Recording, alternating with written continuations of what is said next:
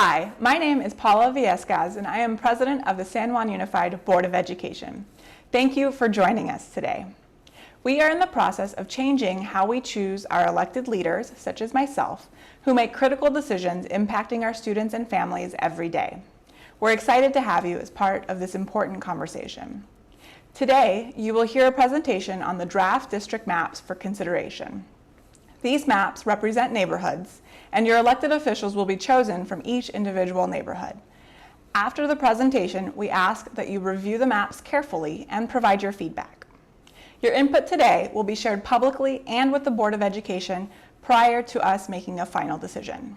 The board will hold a final special meeting on July 27th, where we will vote on a map. Afterwards, we will then submit a resolution to the County Board of Education for approval. Thank you again for your participation in this process. Your voice will have a lasting impact on our school communities and our students for years to come. We are excited to hear from you.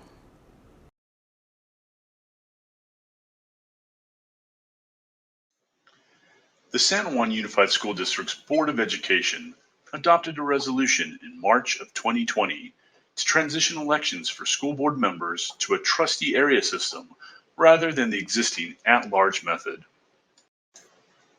The change brings the district's election method into alignment with requirements of CVRA, the California Voting Rights Act. CVRA seeks to ensure that protected classes of voters are able to influence the outcome of elections and effectively elect candidates to office that represent their community.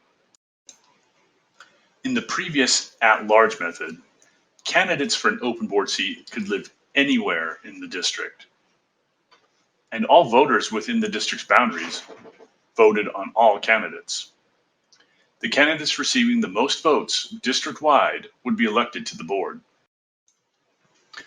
Under the new method, the district will be divided into trustee areas. Candidates for an open board seat must reside within the trustee area that is up for election. Only residents within that area vote to elect the board member. So, how will trustee area boundaries be created? There are several requirements for trustee areas under the law. First, each area must contain nearly equal numbers of residents. Each must be drawn to comply with the Federal Voting Rights Act. Areas should follow man-made and natural geographic features as much as possible. Each area should also be compact and contiguous as much as possible. Officials may evaluate other local considerations. For example, in San Juan Unified, the board has asked that each area contain at least one high school. And finally, areas should respect communities of interest as much as possible. The district has enlisted the services of Cooperative Strategies, an independent professional demography service, to help in the process of drawing trustee area boundaries. The demographer has developed possible maps for adoption, taking into consideration the legal and local requirements, as well as a full analysis of the district's geography and distribution of residents using the latest available census data. There are 4 conceptual maps that draw 5 trustee areas in the district. Each map varies to offer different combinations of local neighborhoods and may use different major roadways or natural markers to help define boundaries.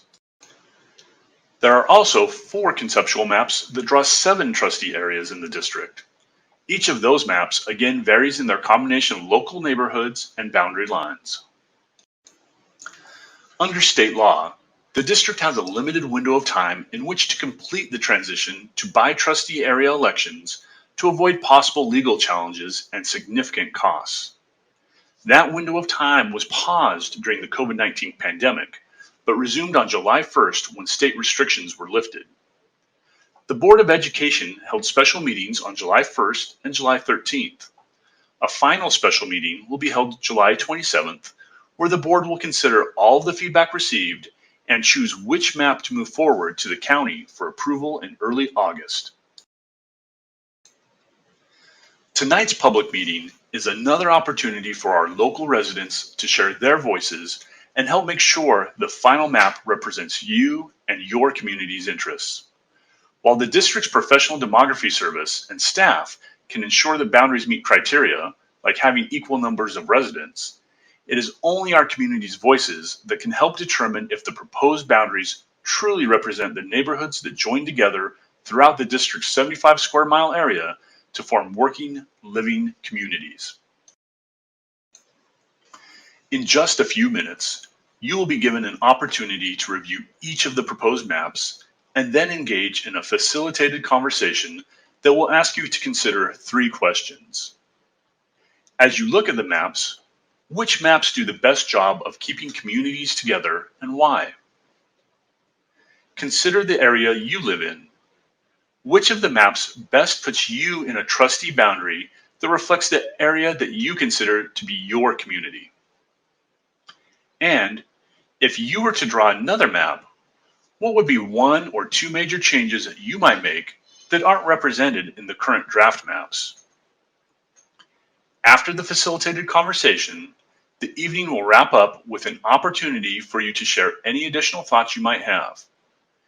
Keep in mind that this process is not about a vote or determining popular options, but instead looking for the qualities that make up the best trustee areas and ensuring that the final map chosen best represents the communities within our school district. The input shared tonight will be collected in an online environment and made available publicly, as well as shared with members of the Board of Education prior to their July 27th final meeting. Thanks for being here and for being a part of the process.